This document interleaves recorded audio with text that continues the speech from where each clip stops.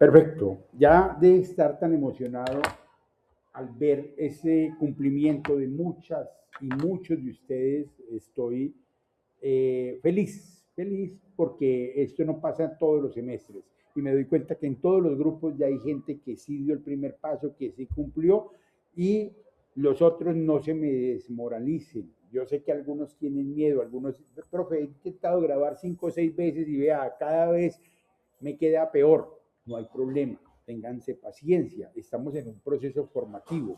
Que todos los errores se cometan aquí en la academia, no hay problema como salga tu video. Si hiciste el proceso mental y cumpliste el reto del docente, leíste lo que había que leer y sacaste lo que había que sacar. Eso es lo que hay y vas mejorando poco a poco. Para que lo tengan en cuenta, que aquí no se trata de decirles incumplidos algunos, ¿no? Yo sé que al principio, y ustedes están en primer semestre, esta primera semana fue un bombazo. Profe, ¿cómo así que me tengo que presentar y me tengo que presentar en video? Y profe, ¿cómo así que es que tengo que escribir o describir por qué elegí el ITM, por qué elegí el programa? Y además leer un capítulo de un premio Nobel y usted me pone a funcionar con todo esto y que con otro video, profe, usted sí es, pero esto es calidad, porque esto ya quedó en usted como un primer reto instalado, como una solución, un primer reto, y eso da mucha valía a su perfil personal. Vamos a hablar ahora en materia, aterrizar esos principios de economía que están allá en la teoría de la decisión, en la teoría de la elección, en un marco de escasez, donde entendemos que somos sujetos de elección y las empresas también son sujetas de elección y las empresas son personas jurídicas, nosotros somos personas naturales, nos articulamos en unos ciclos económicos, entramos en ciclos de deuda para crecer, deuda al corto plazo, algunos sacamos luego después de que ya acumulamos ciertos ahorros, deudas a largo plazo, para tratar de crecer y sostenernos en un ciclo económico y protegernos de la inflación, que va a ser el veneno que vamos a encontrar en todo el desarrollo de la economía y es un veneno construido por el modelo occidental, pero que se instala en toda la economía y vamos a mirar a ver cómo probablemente la multipolaridad que se está en este momento visualizando, donde China, Rusia, India, Brasil ya dicen, venga, vamos a desdolarizarnos, vamos a reentender nuestras relaciones económicas de formas diferentes, pueden cambiar estos principios de la economía, pero por el momento estamos todos bajo los mismos principios de una inflación que se nos traga nuestra riqueza mes a mes, semana tras semana. Cuando usted va a comprar el quesito, cuando va a comprar la leche, el papel higiénico, las verduras y nota que hay un 5% más, un 10% más en cierto producto, elige si llevarlo o no, o sustituirlo con otro, o darse esa pérdida de poder adquisitivo, comprarlo y ya su dinero no compra lo mismo que compraba ayer o antier. Ese es el principio fundamental subyacente de toda la economía. Probablemente cambie, probablemente no. Con el cierre del Golfo, del Estrecho de Hormuz, allá en el Golfo Pérsico, probablemente se está causando una inflación alarmante que se nos va a venir dentro de un mes, 2 meses, más o menos. Para noviembre probablemente tendremos un coletazo muy fuerte por lo siguiente. Todos los alimentos que consumimos, la mayoría requieren insumos agrícolas, tanto pesticidas como nutrientes que son derivados de ese petróleo y allá el 25% del petróleo mundial está siendo represado por esa guerra y eso nos va a causar un efecto en la canasta familiar que nos va a hacer perder riqueza a todos los que somos ciudadanos de a pie. Pero bueno, vamos a avanzar en este momento, esperemos a ver cómo reaccionamos a eso y cómo entendemos un poco más las finanzas personales, corporativas, bursátiles y públicas. Entonces, el modelo general en esencia que transversaliza a las finanzas, a la economía, a la contaduría, a estas disciplinas asociadas a los eventos económicos, el modelo general es que las personas naturales, jurídicas y los estados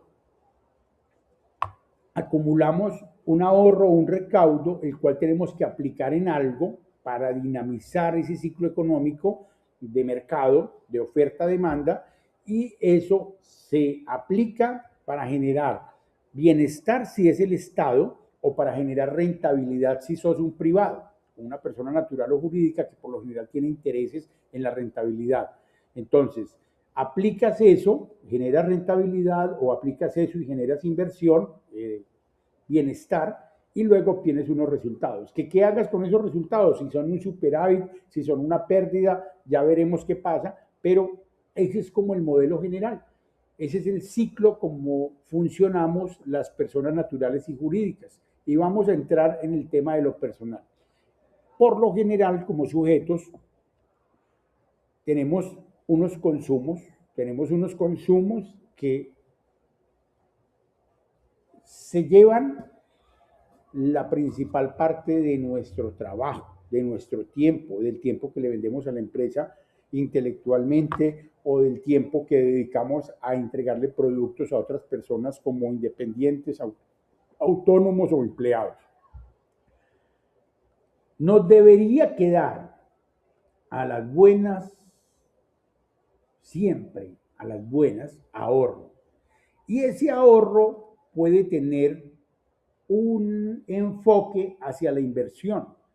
No siempre. Los seres humanos, personas naturales, muchas veces ahorramos, pero es para un consumo posterior. Ahorro para ir a San Andrés, ahorro para comprarme un carro, una moto, ahorro para comprarme un televisor. Y ese ahorro no es inversión, ese ahorro es un ahorro de consumo. Pero hay un ahorro de inversión que por lo general es cuando uno se obliga a tener algo que le produce o que le va a producir mayor riqueza. Y esa inversión siempre es a largo plazo, no a corto plazo. Cuando es a corto plazo se llama especulación y es de alto riesgo, para que le tengan en cuenta esta primera parte, porque esto va a transversalizar todo el curso y va a transversalizar su carrera. Ojo con la especulación, ojo que siempre habrá DMG, habrán pirámides de todo tipo, que entra al negocio del Bitcoin, de los criptoactivos, que compra Ethereum, que compra Solana, que es que te damos la aplicación para que tú lo manejes y que esos son estafas, muchachos. La mayoría son estafas y ni siquiera son especulaciones de buena fe. Hay especulación de buena fe de quien se convierte en trader y entra en los mercados de valores y puede operar allá a través de una plataforma de la vivienda de Bancolombia, del Banco X o Y, que le permita operar en inversiones. La inversión por lo general es a largo plazo y uno puede especular si juega a corto plazo con información que tiene o que uno infiere, pero la especulación de entregarle dinero a un tercero que no está vigilado por superintendencia de sociedades, superintendencia financiera, superintendencia bancaria, no se expone a el fraude. Pero ese sujeto, persona, toma decisiones individuales y va construyendo su desarrollo. Compra su vehículo, patineta, moto o carro, compra su alojamiento a través de un arrendamiento o a través de comprarle el piso a la tía, a la abuela, a la mamá y construye allá, compra alimentos, adquiere alimentos para mantener energías, para poder construir más y se desarrolla. Esas son las finanzas personales. Algunas personas, por inversión o por especulación, sin entrar en finanzas más grandes, más colectivas, sigue tomando decisiones individuales y construyen cierto patrimonio y se enriquecen. Pero no siempre el objetivo de las finanzas es enriquecerse. El objetivo de las finanzas es mantener un equilibrio entre su consumo, su ahorro, su inversión, porque nos vamos volviendo mayores, nos vamos volviendo más débiles en cuanto a lo intelectual, lo físico, nos cansamos más, entonces tenemos que prever eso que va a pasar en el futuro y construir un desarrollo que me da estabilidad. Eso es el ciclo de las finanzas personales. Más allá que una gran riqueza, es construir un equilibrio. Y esa es una palabra fundamental en finanzas. Se dieron cuenta en economía que era el fundamento de los mercados. Y cuando no, el Estado viene a regular. Las finanzas familiares funcionan muy similar a las finanzas personales. El tema complejo es las decisiones colectivas. Cuando uno entiende lo difícil que es decidir, cuando ya no está solo, entiende que esto crece mucho más que las finanzas personales. Las finanzas familiares hace que uno tenga que complementar sus locas ideas con otras personas. Y esas personas mitigan cuando ya hay dos, tres o cuatro, así uno le saque en rabia, le saque en cana las discusiones, le dé pereza, pero en las decisiones colectivas hay menor riesgo de equivocación que en las decisiones individuales. Y he ahí la magia. Mark Zuckerberg hizo Facebook allá en el año 2002, 2003. Sus decisiones individuales fue crear esa página en su universidad, pero ya cuando lo asesoran y le invierten a su empresa, las decisiones no son individuales, son colectivas y Facebook, Meta, ya estas empresas evolucionan, se desarrollan y se vuelven cosas brutalmente gigantes, ¿cierto? Ese no es el caso, pero hay muchos casos de inversiones personales o de finanzas personales que resultan traduciéndose en finanzas familiares muy exitosas. Tenemos ahí el caso de Servientrega, tenemos el caso de Vélez, tenemos muchas empresas familiares que hasta tienen todavía el apellido en su marca y son ese paso del sujeto individual, tomador de decisión, a un sujeto colectivo que se vuelve persona jurídica y que empieza a tomar decisiones para el desarrollo y que hace que se acumulen mejor los resultados de ese modelo general para llevar al desarrollo a esa familia. Esa es la magia. Duele mucho. Las sociedades son la locura. Uno quiere pelear todos los días en la sociedad conyugal. No es que quiera pelear, sino que por lo general la forma de pensar de uno difiere de la de su cónyuge, de la de su hijo, de la de su hermano, de la de su tía. Y si hay patrimonios de todos juntos en una empresa familiar, esto se convierte en algo donde tenemos que escucharnos, tener paciencia y es lo mejor que hay para hacer crecer una economía y unas finanzas familiares. Eso es lo que sucede allá. Ahora vamos a su carrera. Aquí ya la familia se vuelve una familia no de sangre, sino de inversión. Entonces vienen las finanzas corporativas.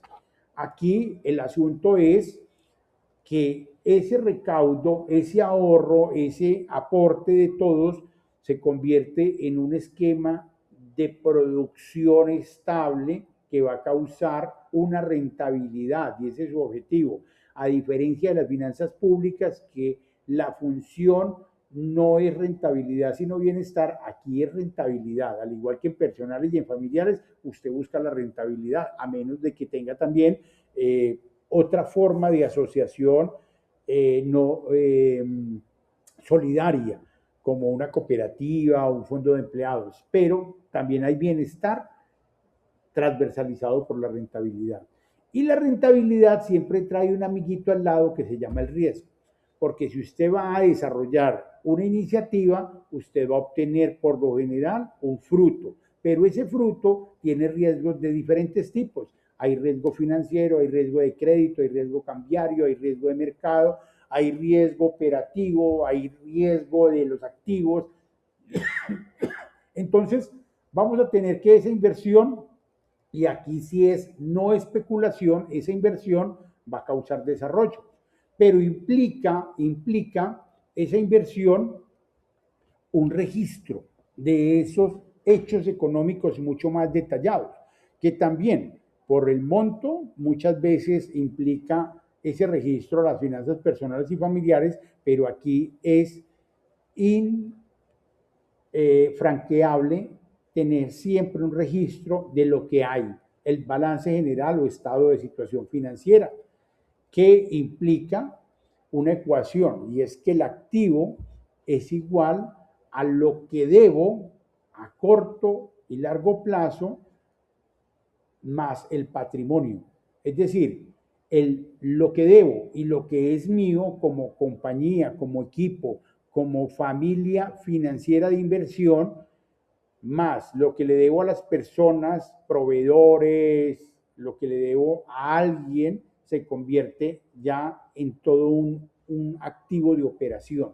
Y ese activo de operación es el que tiene un ciclo. Y ya hay unas mediciones para decir cuál es el capital de trabajo, cuál es su ciclo de deuda, su ciclo de giro de ese dinero que se aplica sobre ese proceso productivo de bienes o servicios, sea turismo, sea medicina, sea desarrollo de software, sea una tienda, una venta de empanadas, sea lo que sea, eso genera un ciclo y ese ciclo va a tener un esquema que se visualiza en un estado de situación financiera.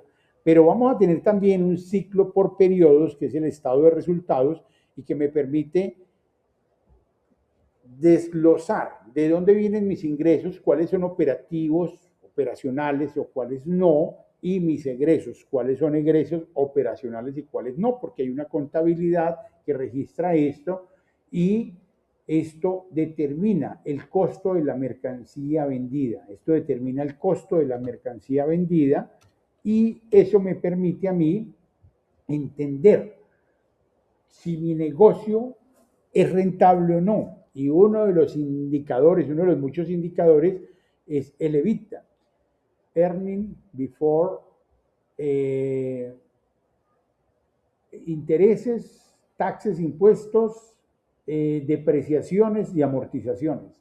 Es decir, rentabilidad antes de intereses, impuestos, depreciaciones y amortizaciones. Entonces me saca realmente lo que es la rentabilidad del ingreso operativo y me muestra si esto está funcionando o no.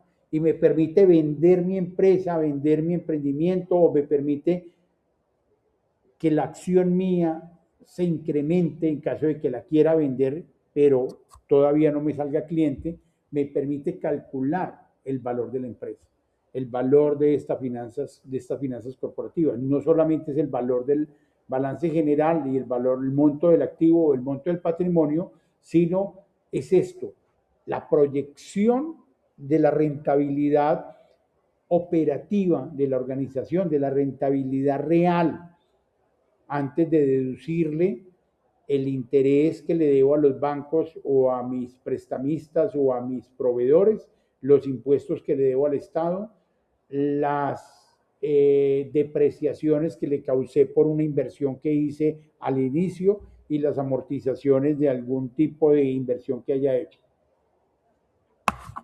Entonces, eso me lleva a un estado de flujo efectivo que me permite ver cómo funciona, así como le miden a uno el pulso o le miden ciertos factores, ciertos indicadores de su salud, ya estos dos estados me llevan a un estado de flujo efectivo que permite calcular el superávit o el déficit, el apalancamiento o la reinversión que estoy haciendo con mis utilidades y me permite entender cómo se mueve el flujo del efectivo dentro de mi organización.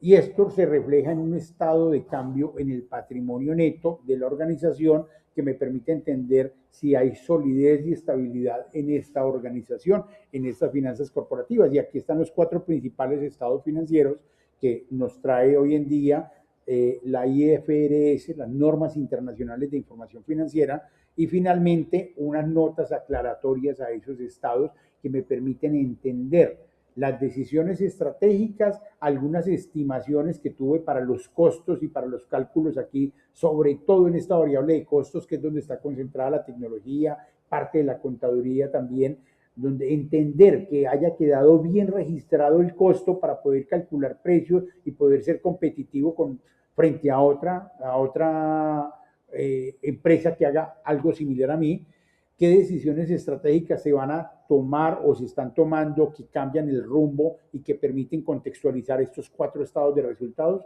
qué estimaciones están haciendo de lo que nos viene, por ejemplo, el precio del dólar se va a reventar, va a bajar a 2.900 o va a pegar un latigazo después del 2 de noviembre que vienen las midterm en Estados Unidos y va a subir 1.000 pesos. Estas estimaciones en muchas ocasiones están reflejadas en esas notas de los estados financieros y cuáles son las políticas contables que priman en este registro del hecho económico. Eso es la diferencia y por eso hay toda una carrera y esta carrera de ustedes, tanto la contaduría pública como la ingeniería financiera, va a estar alrededor de estas finanzas corporativas. La contaduría pública, cómo se refleja todo esto de manera clara a la luz de la norma, a la luz de todos los elementos que constituyen las normas internacionales y nacionales de la información financiera y contable, para poder luego desde lo financiero estimar el valor agregado que tiene esa organización, qué tanto valor genera más allá de la rentabilidad, qué tanto crece el valor de su acción por esa potencia que va adquiriendo, esa solidez, esa estabilidad que refleja un entorno que hace que la gente quiera ser parte de esta empresa. Ese EBITDA que me muestra la rentabilidad expresa del negocio, ese ROI que me muestra si hago inversiones dentro de mi misma empresa, qué rendimientos tienen esas inversiones, es decir, el modelo de negocio me permite invertir, me permite crecer y ese crecimiento genera un rendimiento aparte, que es un rendimiento calculable, que es una empresa que tiene salud para emprender nuevos proyectos, el ROE, que sería el retorno del capital, este capital que estas personas, este patrimonio que tienen estas personas y que lo hayan ganado, lo hayan heredado, hace parte de lo que ellos son dueños de la organización, qué tanta rentabilidad por cada peso que tengo en patrimonio me está causando por rentabilidad en un periodo específico. O el ROA, que es el retorno del activo. Este activo, ¿cuánto retorno me está causando por cada peso el, en el activo? ¿Cuánto me está generando de retorno? El índice DuPont, que ya es una mezcla de variables que se utilizaban década de 60, 70, pero hoy en día algunos financieros han rescatado medidas como la prueba ácida para determinar qué tanta capacidad hay en el corto plazo de cumplir con mis obligaciones dado el giro de mi capital de trabajo. Qué tanto riesgo o no tengo de liquidez en la medida en que tengo que cumplir con unos compromisos de deuda en el corto plazo. Entonces, esto es parte de esa música que vamos a escuchar toda la carrera y nos va a acompañar. Las finanzas corporativas tienen todo un mundo de conceptos y cada uno de esos conceptos tiene diferentes formas de ser comprendido y mejorado a la luz de la asociación con otros conceptos. Esto implica que existan revisorías externas sobre el tributo, la revisoría fiscal, controles y auditorías, algunas internas que son muy necesarias para cumplirle al Estado justo con lo que se le tiene que cumplir. No pagar ni más ni menos, sino pagar el tributo justo que le debo pagar al Estado, que está protegiendo todo el entorno económico en el que funciono. Y eso me lleva a generar presupuestos, a proyectar mis estados de resultados, mis estados financieros. Esto es parte de ese mundo y allá están los costos, aquí están los presupuestos, esto es una película gigante y las finanzas corporativas con todo lo que tiene que ver con la operación de la empresa se traduce en eso. Para entrar a finanzas bursátiles vamos a hacer un break porque ya el video se me fue muy largo, entonces con este timer estoy tasando los videos para que no sean de más de 20 minutos.